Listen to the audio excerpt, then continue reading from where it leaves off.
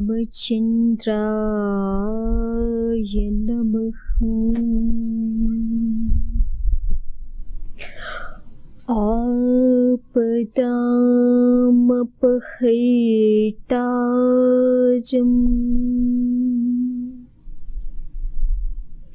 दातारं सर्वसम्पदां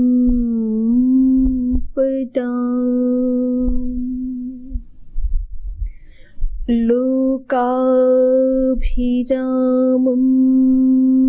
श्रीरामम्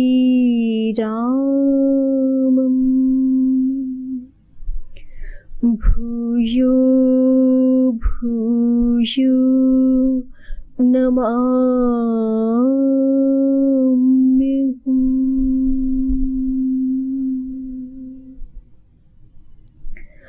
चरितं रघुनाथस्य शतकोटिप्रवेस्तरम् एकैकम् अक्षरं पुंसाम् महापातकनाशनम् नीलाम्बुजश्यामलकोमलाङ्गम् सीतासमारोपितवामभागम् पाणौ महासायकचारुचापम् नमामि रामम् रघुवंशनाथम्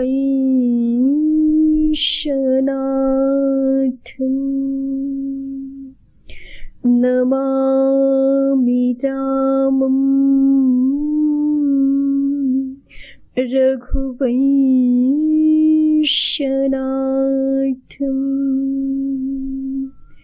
नमामि रामम् रघुवंशनाथम्।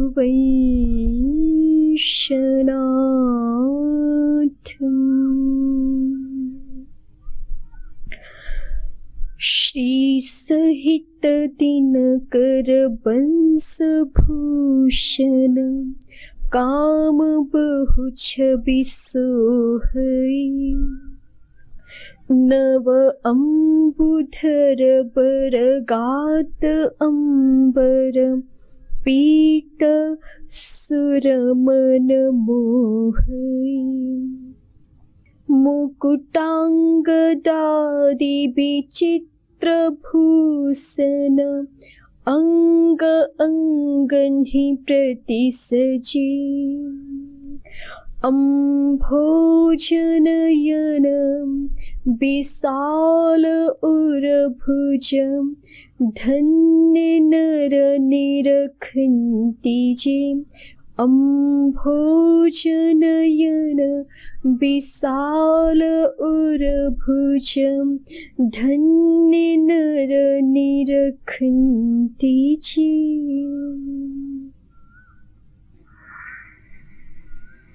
कोटि काम मनोहारी छवि युक्त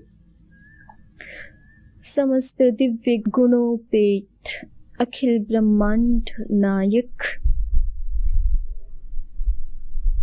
देवाधिदेव भगवान श्री राम जी अपने मधुर मनोहर सर्व समर्थ स्वरूप में हमारे हृदय में सदैव विराजमान रहें। इस भाव के साथ मानस जी का हम स्वाध्याय कर रहे हैं। नील तामरस श्याम काम अरि हृदय कंज मकरंद मधुपहरी। इस चौपाई का भाव कल हमने देखा था। भगवान जी अपने भक्तों के हृदय में स्वयं उपस्थित होकर भक्ति रस का आस्वादन करने वाले हैं और भक्त के हृदय की शुद्धि के स्वयं ही हेतु हैं। समस्त अशुद्ध कामनाओं के लिए अरि स्वरूप है, शत्रु स्वरूप है, उसके विनाशक हैं। जातुधान बरूथ बल भंजन मुनि सज्जन रंजन अघगंजन। आगे कहा जा रहा है जातुधान बरूथ बल भंजन। भगवान श्री राम जी के जीवन की ये विशेषता है। भगवान श्री राम आजीवन क्षात्र धर्म का पालन करते हुए राक्षसों के विनाश में प्रवृत्त रहे हैं। तो भगवान जी की इसी लीला का यहाँ स्मरण किया जा रहा है इस चौपाई में। जातुधान बरूथ बल भंजन। जातुधान कहते हैं राक्षसों को, यातुधान संस्कृत का ही शब्द है। जातुधान बरूथ, बरूथ का अर्थ होता है समूह, राक्षसों के समूह।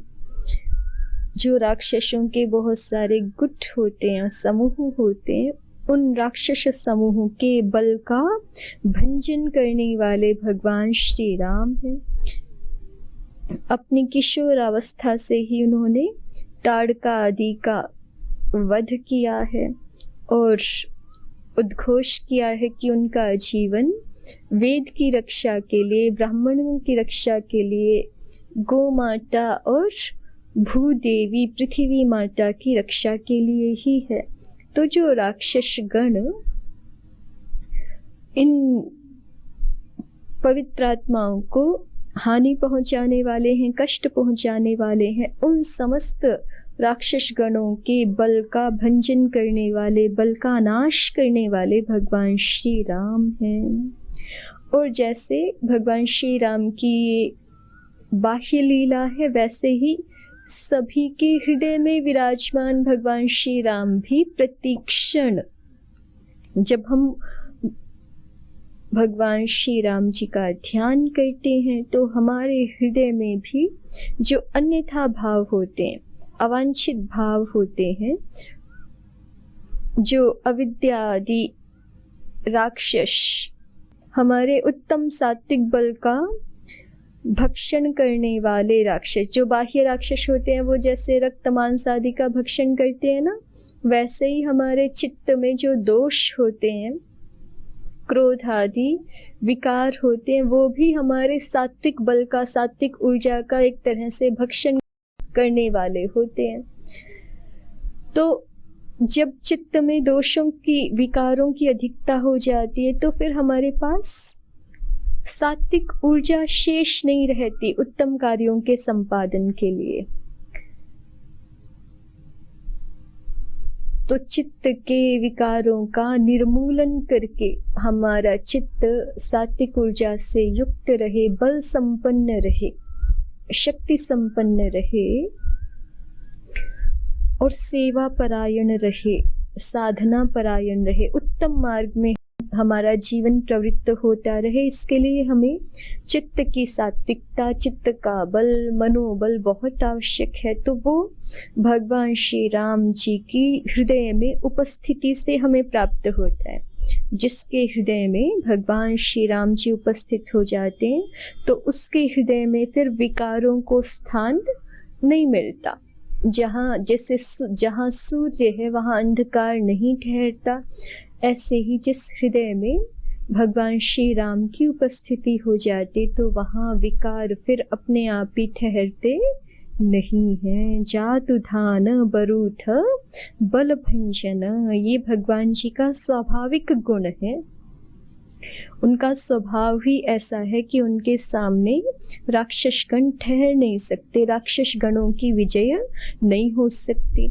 तो ये हमारे लिए एक बहुत बड़ा आश्रय है, सहारा है। जब कभी हम अपने मन से परास्त होने लगे, अर्थात मन में उपस्थित विकारों से, बुरी आदतों से, बुरे अभ्यासों से पराजय, कभी अपने आप को हताश निराश में अनुभव करने लगे, तो उस समय हमें ध्यान आना चाहिए। क्या ध्यान आना चाहिए? एतदालंबनम श्रेष्ठम एतदालंबनम परम। ये ध्यान आना चाहिए कि विजय के लिए सबसे बड़ा आलंबन, सबसे बड़ा आश्रय, सबसे बड़ा आधार हृदय में भगवान जी की उपस्थिति है।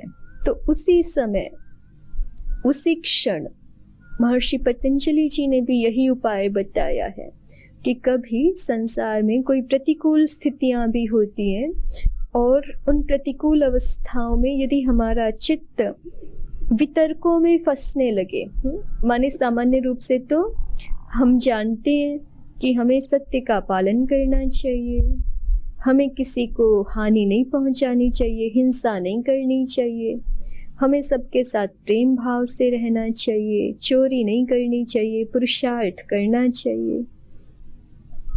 पर कभी कभी प्रतिकूल स्थितियां भी संसार में आती जाती रहती हैं। तो कभी ऐसा भी होता है कि वैसे तो हमारा चित्त शांत था, प्रेम युक्त था, पर सामने से किसी ने हम पर क्रोध किया या किसी ने हमें कोई हानि पहुंचाई, तो अब हमारा चित्त प्रतिशोध युक्त हो सकता है कि हम भी क्रोध करेंगे, हम भी हानि पहुंचाएंगे या हम भी चौर्य का आचरण करेंगे, ऐसा मन में आ सकता है। तो उस समय क्या उपाय करें? तो उस समय भगवान पतंजलि जी कहते हैं, वितर्का हिंसादयः कृतकारित अनुमोदिताः लोभ क्रोध मोह पूर्वकाः मृदु मध्यादिमात्राः दुःखाज्ञान अनंत फलाः दुःखाज्ञान अनंत फलाः इति प्रतिपक्ष भावनम। कि उस समय मनुष्य को जब चित्त में किसी भी कारण से, दोनों कारण हो सकते हैं, कोई बाह्य आलंबन भी कारण हो सकता है और हमारे अपने संस्कार भी कारण हो सकते हैं, आंतरिक आलंबन भी कारण हो सकते हैं कि जिससे हमारे मन में कभी किसी के प्रति कोई दुर्भाव उपस्थित हो जाए या कोई विकार उपस्थित हो जाए। तो उस समय अपने आप को सुरक्षित करने का क्या उपाय है? तो उस समय कहते हैं कि उस समय यही उपाय है कि हमें सचेत हो जाना चाहिए और थोड़ा सा सावधान होकर के विचार करना चाहिए कि हमने योग धर्म की, अध्यात्म धर्म की शरण किस लिए ग्रहण की है। पहले ही हम न जाने कितने ही जन्मों से संसार के राग द्वेष रूपी अंगारों से हम पीड़ित हो चुके हैं। तो उससे हमारा चित्त व्याकुल हो चुका है। उसी से सुरक्षित होने के लिए, उसी से बचने के लिए हमने अध्यात्म धर्म की शरण ग्रहण की है। और यदि हम फिर से अपने चित्त को किसी भी कारण से विकार युक्त करते हैं, दूषित करते हैं, तो उसकी सबसे प्रथम हानि हमें ही होती है। दूसरे को हो ना हो, दूसरा तो हमारी वस्तु को जब लेगा तभी उसको मिलेगी ना। हम कुछ देना चाह रहे हैं किसी को, वो ले नहीं, तो हमारे पास ही तो रहेगी हमारी वस्तु, है ना।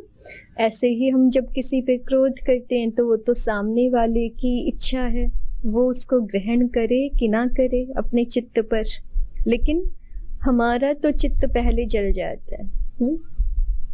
जैसे हम किसी को अग्नि उठा के उसके ऊपर फेंकना चाहें तो उसके ऊपर तो गिरेगी कि नहीं गिरेगी दूसरी बात है, लेकिन अपना हाथ तो पहले जलेगा ना। तो यही है, जब हमारा चित्त विकार से युक्त होता है और हम दूसरों को हानि पहुंचाना चाहते हैं तो उससे पहले हम स्वयं को हानि पहुंचा चुके होते हैं। तो हमारे चित्त को ये बल कहाँ से प्राप्त हो कि प्रतिकूल स्थितियों में भी चित्त पवित्र ही बना रहे।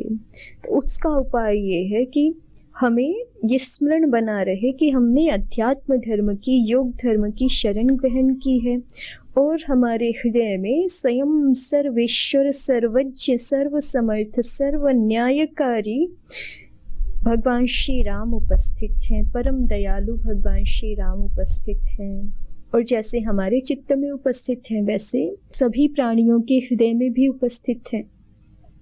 तो इस प्रकार जब हम भगवान जी का ध्यान करते हैं और उनका स्मरण करते हैं तो हमें बल प्राप्त हो जाता है। जैसे बालक अपनी माता के संरक्षण में पूर्णतः सुरक्षित अनुभव करता है ना स्वयं को, उसी तरह से भक्त के हृदय में जब भगवान की उपस्थिति होती है, उपस्थिति तो हमेशा होती है, एक क्षण भी कोई ऐसा नहीं होता कि जब भगवान हमारे हृदय में उपस्थित ना हो। बात ये हो कि हम विस्मरण को प्राप्त हो जाते, हमें विस्मृति हो जाती है। तो यदि हमें स्मरण रहे तो हमें बल प्राप्त होता है। और भगवान जी का स्वरूप ऐसा ही है कि भगवान जी हृदय में होंगे तो फिर हृदय में विकार नहीं होंगे, उनके सामने विकार ठहरते नहीं है। तो जब ऐसे लगने लगे कि विकार बहुत हो रहे हैं, चित्त में दोषयुक्त प्रभाव हो रहे हैं, तो फिर समझना चाहिए कि भगवान जी की जो सतत उपस्थिति है हमारे हृदय में, उसको हमने विस्मृत कर दिया है। तो उसको फिर स्मरण करें। उसको कैसे स्मरण करें? तो भगवान नाम जप उसमें सर्वोत्तम साधन है हमारे लिए और सबसे सरल उपाय है। तो उस समय ईश्वर प्रणिधान की स्थिति में नाम जप का अनुष्ठान करना चाहिए। तो उससे भगवान जी का ये जो अति दिव्य स्वरूप है, जातु धान बरूथ बल भंजन, ये हमारे हृदय में उपस्थित हो जाएगा। समस्त राक्षस गणों के बल का भंजन करने वाले भगवान श्री राम हैं। और कैसे हैं? तो कहा मुनि सज्जन रंजन अघगंजन, मुनि सज्जन रंजन, मुनि जनों का, जो मननशील जन है उनका, और सज्जन जो सत्पुरुष हैं, उत्तम श्रेष्ठ मनुष्य हैं, उनके रंजन, उनके हृदय को आनंदित करने वाले हैं। अघगंजन, और समस्त पापों के निवारक हैं। तो इससे हमें ये भी ज्ञात होता है कि भगवान जी हमारे हृदय में तभी उपस्थित रहते हैं, अपनी उपस्थिति का हमें तभी एहसास कराते हैं जब हम भी सावधान होते हैं, सचेतन होते हैं। मुनि, मुनि शब्द का अर्थ है जो मौन भाव से रहते हैं और जो मननशील होते हैं, जो ज्ञान पूर्वक क्रियाओं का अनुष्ठान करने वाले होते हैं। यदि हम बहुत ज़्यादा बोलते हैं ना, तो भी हम बहुत गलतियां करते हैं, क्योंकि हमारे जीवन के दो ही पक्ष विशेष होते हैं, वाणी और व्यवहार, जिनसे हम दूसरों से संबद्ध होते हैं। और इनमें भी वाणी बहुत विशिष्ट स्थान रखती है अपना। यदि हमारी वाणी उत्तम होती है तो फिर हमारे संबंध अच्छे होते हैं, हमारा जीवन अच्छा होता है। और हमारी वाणी तभी अच्छी होती है जब हम उसको सोच विचार करके बोले। जो भगवान श्री राम जी का वंश है ना, रघुवंश, उन रघुवंश के राजाओं का वर्णन करते हुए महाकवि कालिदास जी एक विशेषण देते हैं, सत्याय मित भाषिणाम, कि रघुवंश के जो राजा है ना, वो बहुत ज्यादा नहीं बोलते, मित भाषी हैं, थोड़ा ही बोलते हैं, जितना आवश्यक होता है उतना ही बोलते हैं। किसके लिए उतना ही बोलते हैं? तो कहा सत्याय, कि जिससे सत्य का पालन हो सके। ये तो रघुवंश की विशेषता है ना, कि वो एक बार जो बोलते हैं सो वही। रघुकुल रीत सदा चली आई, प्राण जाए पर वचन न जाए, ये रघुकुल की विशेषता है। तो ये सत्य का पालन करना उनकी रीत है। तो सत्य का पालन तभी हो सकता है जब हम बहुत सोच विचार करके बोले। अगर हम बहुत बोलते हैं तो फिर सत्य का पालन नहीं हो सकता। तो जिनको हम मुनि कहते हैं ना, उनकी यही विशेषता होती है कि वो मौन पूर्वक रहते हैं, अर्थात अनावश्यक नहीं बोलते, व्यर्थ वार्तालाप नहीं करते। और इससे हमारी बहुत सारी शक्तियां बच जाती हैं। शक्तियाँ हमारी संग्रहित होती हैं, तो उत्तम कार्यों के संपादन में युक्त होती है। तो जो व्यक्ति चाहता है कि उसको भगवत कृपा प्राप्त हो, तो उसके जीवन में ये भी एक गुण आवश्यक है। मुनि रंजन, भगवान जी किनके हृदयों को आनंदित करने वाले होते हैं? तो यहाँ 2 शब्द कहे हैं, मुनि सज्जन रंजन, मुनियों के हृदय को और सज्जनों के हृदय को। अब मुनि से यही अभिप्रेत नहीं है कि जो जंगल में रह करके तपस्या करेंगे वही मुनि। मुनि कोई भी हो सकता है जो अपने भीतर से मौन में प्रतिष्ठित है, वो मुनि हो सकता है। जिसके भीतर हमेशा बहुत ज्यादा विचारों की उथल पुथल नहीं चलती रहती, राजसिकता नहीं है जिसके भीतर, एक के बाद एक तो पूरा भी नहीं हुई कोई बात और उसके बीच में ही हम दूसरा जब शुरू कर देते तो इसका मतलब हम बहुत अधिक राजसिकता में हैं। फिर तो भीतर मौन भाव रहे। वेद भगवान भी कहते हैं, सक्तुमिव तित उना पुनन्ति यत्र धीरा मनसा वाचमकृत। जैसे हम रसोई में आटा छानने के लिए चलनी का प्रयोग करते हैं ना, तो वैसे ही वेद भगवान हमारे लिए आदेश करते हैं कि हमें मनुष्य जन्म प्राप्त हुआ है और भगवान जी ने हमारे भीतर बहुत धैर्य भी प्रदान किया है। तो मनुष्यत्व तो हमारा तभी सार्थक है, हम मनुष्य कहलाने के तभी योग्य हैं जब जैसे कोई गृहिणी अपने घर में बिना आटा छाने प्रयोग नहीं करती है ना, छान के प्रयोग करती है कि जिससे कुछ भी उसमें कंकर आदि हो, कुछ कूड़ा हो तो वो अलग हो जाए। ऐसे ही मनुष्य को अपनी वाणी का प्रयोग, क्योंकि देखिए वाणी हमारे पास बहुत बड़ा साधन है। जैसी वाणी मनुष्यों के पास है स्पष्ट वाक, अभिव्यक्त अक्षरों वाली वाणी, वैसी और किसी के पास है क्या?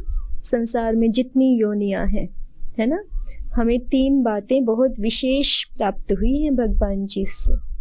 एक तो वाणी, एक तो हाथ और एक इतनी विकसित बुद्धि। ये संसार में अन्य योनियों में नहीं है, जिनको हम बोलते हैं 84 लाख योनियां हैं, तो ऐसी स्पष्ट वाणी केवल मनुष्यों को ही प्राप्त है। अब इस वाणी का कितना हम सदुपयोग करें, कितना इस प्रेम पूर्वक, कितना हित पूर्वक दूसरों से वाणी का व्यवहार करें, ये हमारे ऊपर है।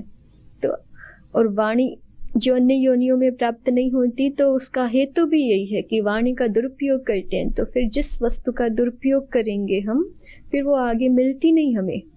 वाणी का दुरुपयोग करेंगे तो वाणी नहीं मिलती, हाथों का उपयोग करते हैं तो फिर हाथ नहीं मिलते, ऐसे ही है ना। और बुद्धि का सदुपयोग नहीं करते हैं तो फिर भगवान जी कहते हैं कि फिर इतनी बुद्धि आपको देने का क्या फायदा, आपको तो इतनी चाहिए ही नहीं, है ना।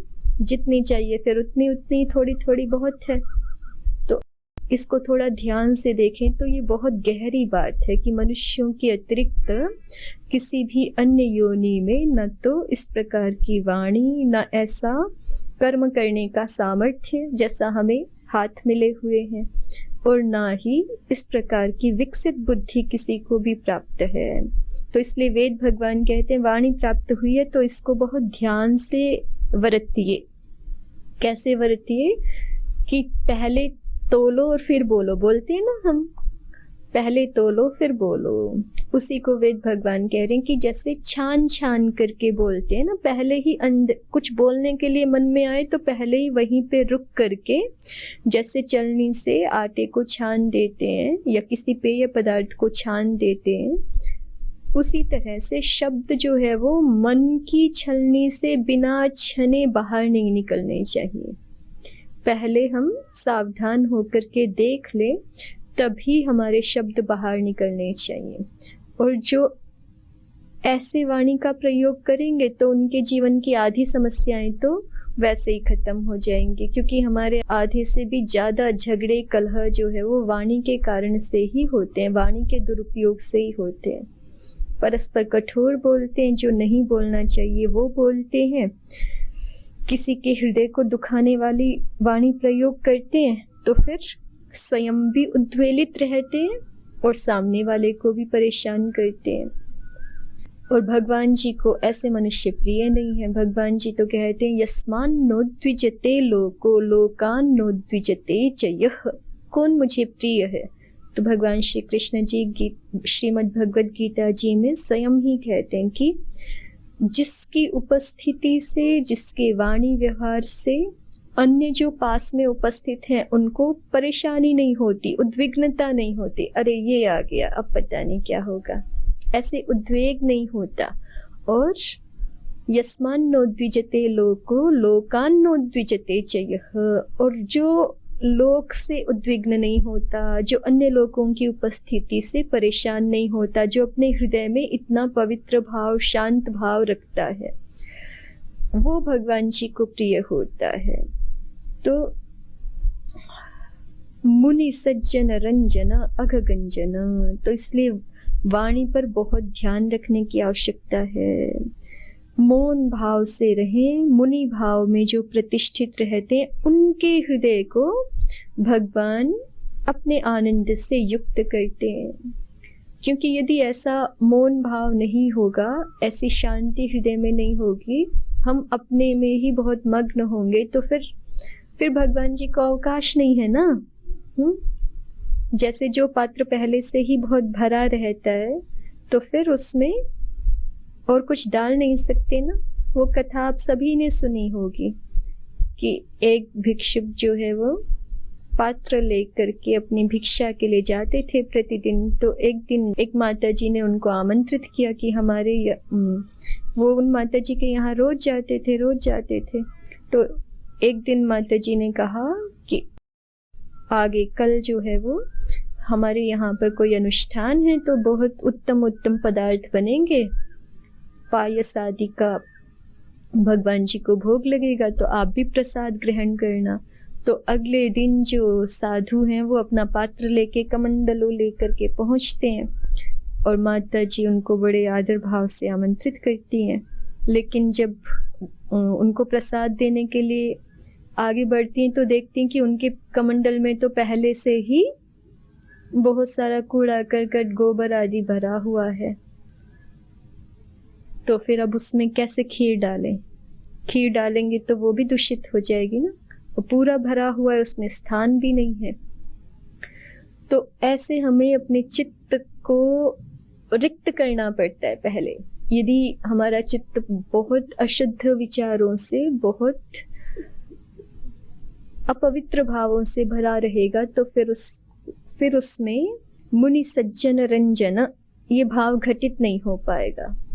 तो इसलिए यहाँ पर गोस्वामी तुलसीदास महाराज जी कह रहे हैं, हृदय रंजन तो है भगवान जी, लेकिन उसके लिए हमारी ओर से क्या पुरुषार्थ होना आवश्यक है? तो हमारी ओर से भी इतना पुरुषार्थ होना आवश्यक है कि भगवान जी को हृदय में प्रसन्नता का, आनंद का संचार करने का अवकाश तो मिलना चाहिए ना। तो उसके लिए मुनि भाव आवश्यक है, उसके लिए सज्जनता का हमारे जीवन में प्रवेश होना आवश्यक है। मुनि सज्जन रंजन। तो जब हम ये मौन भाव ग्रहण करते हैं, जब हम सात्विक भावों का ग्रहण करते हैं, तो भगवान जी हृदय में प्रविष्ट होकर के हृदय को आनंदित करने वाले होते हैं। और फिर जब हम अपनी ओर से पूर्ण पुरुषार्थ करते हैं तो स्थूल दोषों का तो नाश हो जाता है, सूक्ष्म दोष, सूक्ष्म वासनाएं फिर भी कुछ बची रह जाती हैं, तो उनका विनाश स्वयं भगवान जी अपनी उपस्थिति से करने वाले होते हैं। अघ गंजन, ये दोनों ही भगवान जी के विशिष्ट स्वरूप हैं। मुनि सज्जन रंजन अघ गंजन। लेकिन ये तब तक होता नहीं है जब तक हम इसकी आवश्यकता अनुभव नहीं करते और जब तक हम इसके लिए प्रयासरत नहीं होते। हम ना चाहें कि हमारा जीवन पवित्र हो, हम ना चाहें कि हमारा हृदय पवित्र हो, पुरुषार्थ युक्त हो, उत्तम अभ्यासों से युक्त हो। यदि हम नहीं चाहेंगे तो फिर भगवान जी की ओर से केवल नहीं होगा। जब हम चाहते हैं, जो हम चाहते हैं वैसा भगवान जी हमें आशीर्वाद दे देते हैं। तो प्रथम आवश्यकता ये है कि सावधान होकर के हम इस अभिप्सा से युक्त हो जाएं कि हमारा हृदय सदैव पवित्र रहे, हमारा जीवन उत्तम जीवन रहे, सेवा साधना भक्ति प्रेम परायण रहे, और ऐसा ही हम सबका भी जीवन हो जाए। इसी प्रार्थना के साथ रघुनंदन प्रभु श्री राम की जय, गोस्वामी तुलसीदास जी महाराज की जय, सद्गुरुदेव भगवान की जय, समस्त भक्त वृंद की, भागवत वृंद की जय। ओम शांति शांति शांति। ओम श्री परमात्मने नमः। ओम श्री गुरुभ्यो नमः। ओम सर्वेभ्यो नमः। ओम